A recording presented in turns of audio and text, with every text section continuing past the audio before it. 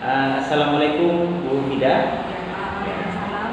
Selamat pagi Bu Fida. Selamat pagi. Gimana kabarnya Bu Fida hari ini? Alhamdulillah baik. Oke. Begini Bu Fida, seperti yang sudah saya sampaikan lewat telepon kemarin ke Bu Fida bahwa saya akan melakukan kegiatan supervisi akademik terkait pembelajaran matematika. Bu Fida kan mengajar matematika ya? Matematika di kelas 10 ya, di kelas 10. Jadi nanti saya akan melakukan supervisi akademik terkait pembelajaran Ibu Fida. Ada 3 tahapan nanti Bu Fida. Yang pertama tahapan praobservasi, kemudian yang kedua nanti tahapannya adalah observasi. Jadi saya nanti akan langsung ke kelas untuk mengobservasi pembelajaran Bu Fida. Kemudian yang terakhir nanti adalah pasca observasi.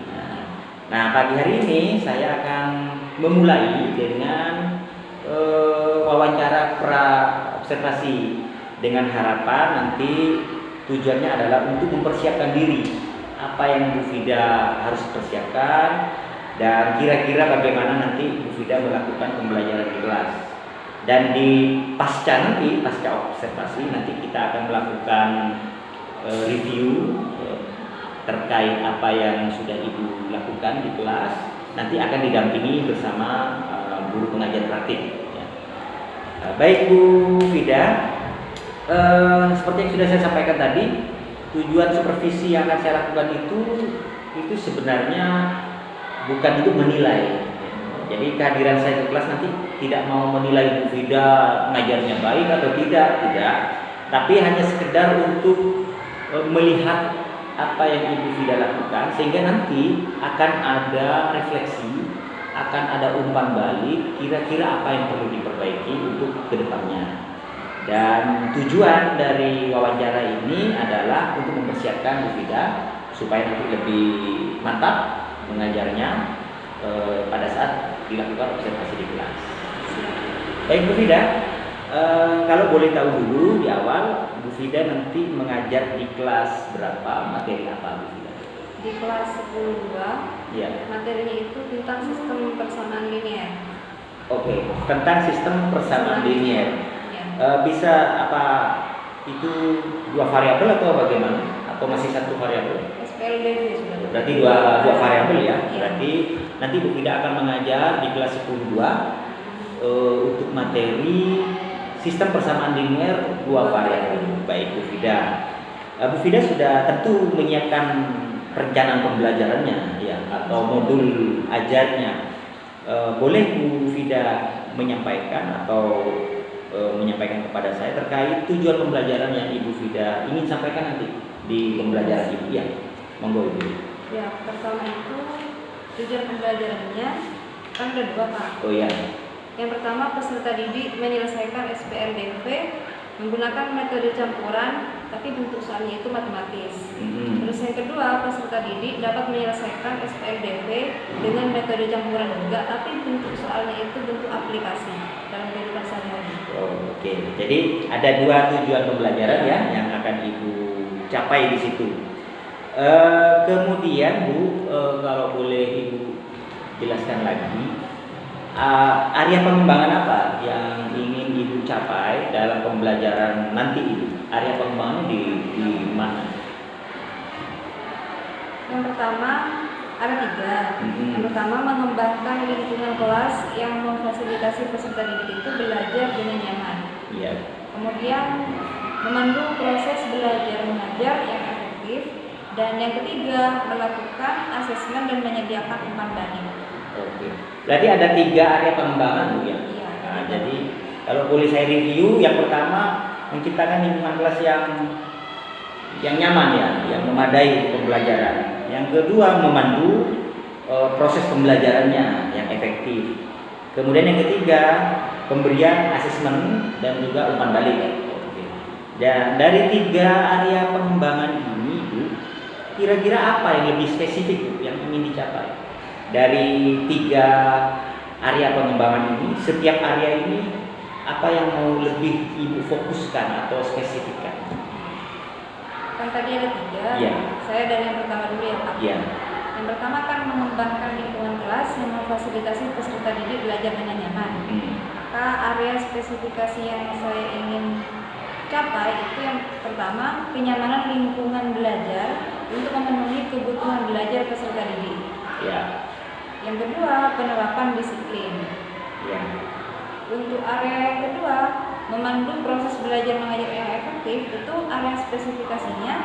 Yang pertama pendekatan dalam mendampingi peserta didik, kemudian pembelajaran diferensiasi. Terus yang ketiga melakukan asesmen dan menyediakan umpan balik itu area spesifikasinya pemberian umpan balik yang konstruktif. Oke, konstruktif ya. Ya. Baik, jadi yang lebih ingin Ibu spesifik atau lebih fokus area pengembangan itu yang pertama terkait lingkungan kelas belajar yang nyaman itu ada dua ya tadi ya kalau saya catat, yaitu kenyamanan lingkungan belajar. Ya. Yang kedua penerapan disiplin. Ya. Kemudian untuk area pengembangan yang kedua memandu proses pembelajaran itu Ibu akan melakukan yang pertama pendekatan kepada murid dalam pembelajaran itu. Jadi artinya Ibu lebih banyak berhubungan dengan siswa di situ ya. Apa kesulitan siswa, jadi Ibu lakukan pendekatan itu. Kemudian yang kedua Ibu mau melakukan pembelajaran berdiferensiasi. Oke, berdiferensiasi. Kemudian yang asesmen dan umpan balik tadi Ibu akan melakukan asesmen dan umpan balik secara konstruktif. Ya. Baik, setelah saya tahu area pengembangannya, nah kira-kira nanti strateginya seperti apa Bu dalam pembelajaran untuk mencapai area pengembangan yang Ibu tadi inginkan. Jadi di rancangan pembelajaran ini bagaimana strategi yang akan Ibu lakukan? Jadi saya akan menggunakan pembelajaran berdiferensiasi berdasarkan kesiapan belajar siswa, terus berdasarkan minat belajar siswa dan juga berdasarkan profil belajar siswa. Yang kemudian nanti akan saya integrasikan dengan pembelajaran sosial emosional PSE. Ya. Kemudian strateginya saya menggunakan model pembelajaran problem based learning atau PBL. Ya. Jadi pertama itu nanti saya akan mengajar, masuk kelas saya memberikan persepsi dulu kepada siswa. Kemudian di inti itu saya akan memberikan materi kepada siswa itu sesuai pengelompokan siswa itu kan ada yang visual, kinestetik, terus ada yang profil belajarnya, terus minatnya juga kesiapan siswa. Jadi saya bentuk kelompok nanti, kemudian saya berikan materi dan tugas. Nanti saya minta ke siswa itu untuk diskusikan dan setelah selesai nanti saya minta kembali untuk menyampaikan ke depan apa hasil diskusinya. Oke, ya bagus itu Bu. Itu bisa dilaksanakan dan bisa dicoba, semoga nanti berhasil dari apa yang sudah Ibu sampaikan. Jadi strateginya Ibu nanti mau menggunakan pembelajaran berdiferensiasi ya, integrasinya dengan pembelajaran sosial emosional. Baik, kemudian nanti ini ada media pembelajaran yang akan dipakai nanti di pembelajaran ini? Media apa yang dipakai? Tentu ada, karena saya akan menggunakan video pembelajaran kan untuk materi prasyaratnya itu pakai video dari YouTube. Oh iya, ada materi prasyarat. Iya. Oh iya. Ada laptop berarti Pak, butuhnya sama proyektor. Oke. Jadi nanti perlengkapannya berarti pakai laptop dan LCD gitu ya. Oke. Kemudian materinya juga diambilkan dari video di YouTube. Iya. Ada linknya nanti tentunya ya. Baik. Nah, pelaksanaannya kapan Bu nanti? Pembelajaran itu nanti? Kan saya punya jadwal itu Kamis sama Sabtu. Iya, Kamis Sabtu. Besok aja Kamis. Besok. Berarti pembelajaran ini dipersiapkan untuk besok Kamis ya? Iya. Baik, Kamis besok saya akan melakukan supervisi. Saya akan masuk ke kelas Ibu di jam berapa? Di jam 7. Jam pertama nanti ya, di jam pertama jam 7. 2 jam pelajaran Bu. Iya. Baik, nanti insya Allah saya akan datang bersama Ibu besok Kamis untuk melakukan observasi di pembelajaran Ibu di kelas 10.2 ya, di kelas 10.2 untuk mata pelajaran matematika materi sistem persamaan linear dua variabel Ibu ya. Oke, baik Bu. Nanti Ibu setelah melakukan observasi di kelas, saya akan mengamati Ibu langsung saja mengajar seperti biasanya. Nanti saya akan mengamati, juga akan memberikan umpan balik ke Ibu terkait apa yang sudah Ibu lakukan di kelas. Nanti di akhir kita akan melakukan wawancara pasca observasi. Nanti saya akan wawancara lagi dengan Ibu terkait apa yang sudah terjadi di kelas. Jadi hasil observasi atau supervisinya akan kita diskusikan lagi di wawancara pasca observasi bersama guru pengajar praktik Ibu ya. Baik, nah terakhir Ibu ya, Bu Fida, dari percakapan pra observasi ini sebelum saya mengobservasi Ibu, kira-kira apa refleksi yang bisa Ibu berikan atau kira-kira apa manfaat dari wawancara pra observasi ini? Jadi saya merasa senang karena saya bisa mempersiapkan dengan baik dan matang untuk pembelajaran besok. Kemudian untuk kelengkapannya bisa saya pelajari nanti malam.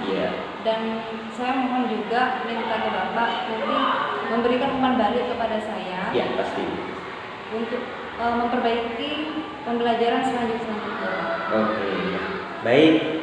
Alhamdulillah kalau wawancara ini memang bermanfaat bagi Ibu sebagai bekal supaya nanti pembelajaran Ibu lebih baik.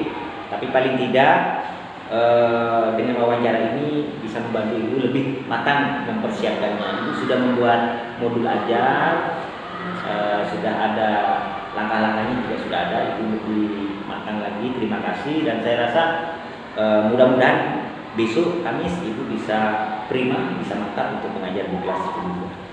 Baik, terima kasih Ibu Fida. Kita ketemu lagi besok di kelas ya, di kelas 2. Terima kasih Bu Fida. Assalamualaikum.